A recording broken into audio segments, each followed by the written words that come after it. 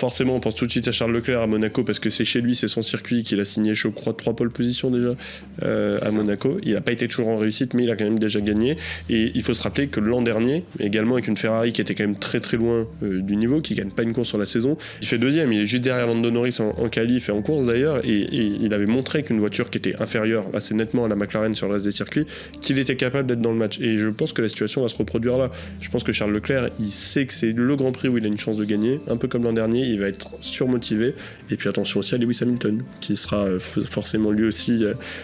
surboosté après sa deuxième place au Canada, donc il aura sûrement à cœur de réussir, même si on sait que Monaco, ça n'a pas toujours été c'est ce que j'allais dire, ça parle évidemment de Ferrari, mais moi j'enterrerai pas trop vite non plus Red Bull, parce que par exemple Verstappen a montré des choses quand même assez intéressantes à Montréal. C'est un pilote qui est quand même lui aussi très à l'aise à Monaco, qui l'a déjà prouvé, donc étant donné quand même que les performances vont à mon avis s'aplanir un petit peu,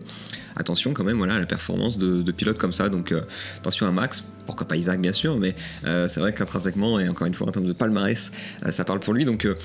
je pense qu'effectivement ça peut, que ce soit ça ou le moteur, à mon avis, voilà, aplanir les performances, c'est vraiment le terme, et amener à certainement plus d'incertitude.